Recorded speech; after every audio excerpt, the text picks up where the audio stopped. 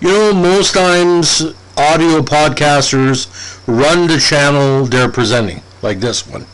I had an incident earlier today, a woman talking about a Pat Ribble podcast we did several months ago on the fact Pat Ribble was drafted by the Flames because there was compensation for the Julius Erving changeover from, I guess, the ABA to the NBA or some machinations. She basically took a brain fart and she said, well, the narrator sounds like he's from Cape Breton, blah, blah, blah, and, you know, he doesn't pronounce his T's properly, whatever, right? But that's why I'm not really disappointed in her. But she brought that up because, you know, Acadians like me are there and there. If somebody tried to put you on the boats in 1755, we talk fast. We're not going to pronounce there is a problem or there is a problem. So what? But she referenced the fact that she spent some time in Detroit and Atlanta, which I kind of called her on and said, well, you're criticizing the way I speak, but yet you had two of your major networks showing baseball, and you were completely ignorant of the proper way to announce baseball. Now, the Boston Red Sox radio broadcaster do this. Atlanta did a lot back in the day. Detroit did a lot back in the day. So what do you think I'm referring to? Well, Mookie at the plate, JD at the plate, you know, Brock at the plate. These are not the players' last names. These are the players' first names. The Boston, Atlanta Superstation announcers for the Braves, Detroit WDIV, whoever it was on, would not reference the last names of their hometown heroes. Okay, called Kirk Gibson, Kirk, and whatever.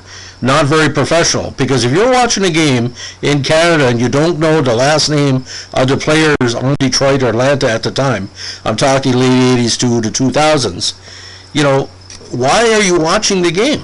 Like the Boston Red Sox announcers don't even acknowledge the opponents being at the plate. You have to pretty well guess. There's upwards of 20 to 30 seconds of dead air, especially against the Yankees, especially against, like, they have no context. Now, I don't know how to, where or why this started, but you look at Vin Scully. Vin Scully would be descriptive of every player that would show up at the plate or pitching. You look at the good job Schulman and Martinez and the rest of the Blue Jays announcer does. As a journalist, you got to get background paragraphs. Let's say a new player comes into Boston. Let's say he came from Toronto. Let's say he's Lourdes Gurriel. Well, you know, he was a multifaceted player with Toronto, played numerous positions, the brother of the famous Gurriel from the World Series champion Astros. That's what you want to hear. You don't want to hear journalists using the first name as their last name. As a journalist, I am paid to print the full name of the athlete and then their last name in successive paragraphs, unless, of course, it's multiple people on the same team, like a Johnson or a LaPointe or a Courrier or Hickey. Let's say there's 3 Gretzkys playing in one game, or 3 Sutters, Brent, Dwayne, whatever. You could do that and get away with it. But not saying she did that on purpose, but I like to thank her because it gave me the idea for the podcast. If you have a chance, if you remember what the Superstation was like back in the day, the game would be on for 3.5 hours, and 2 hours of that time was used mentioning the first name of the Atlanta players. And you would never mention the score. When Atlanta was behind, you wouldn't know they were behind. Okay? Because until the half inning was done, there was one game I was watching. Montreal was leading 17-4, and the way they were announcing that it smelled like Atlanta was leading. And he said, "We'll be back after the 7-inning stretch." And literally came up 17-4. I had no idea. Like, it's getting tired while listening to the Boston broadcast, because 101.9 in Prescott broadcasts the Boston games. And if you listen to the network, you know what I'm talking about. Every regional announcer that also does radio think they're only announcing for that team. You can do 70-30. It's not hard to do. 70 home, 30 away. Look at Ohtani. I'd like to hear the update.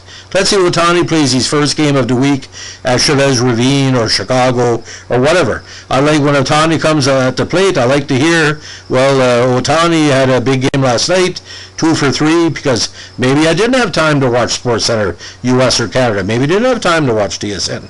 Background paragraphs are the most important things in sport.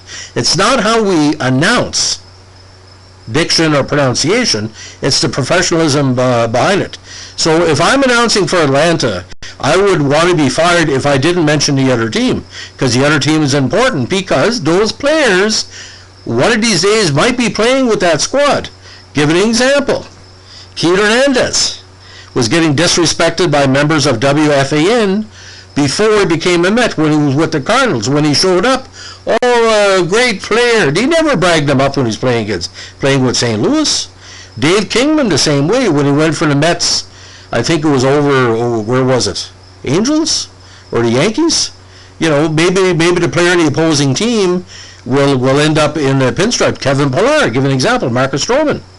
You know, with the Mets, you look at all the players. Donaldson with Minnesota, you know. So, ladies and gentlemen, when you come on my podcast channel, it's okay to criticize or make reference, but the fact is, I represent a lot of experiences. I've been watching sports. It will be going on 51 years in 2022. I've seen all the broadcasters, and all the games I saw, especially the French announcers, you got to announce for both sides. And it's not our accents are a problem. René Lecavier had a heavy accent, didn't speak the perfect French. Danny Gallivan had a maritime accent. Nobody complained about that. You should complain about the fact if you don't cover both sides.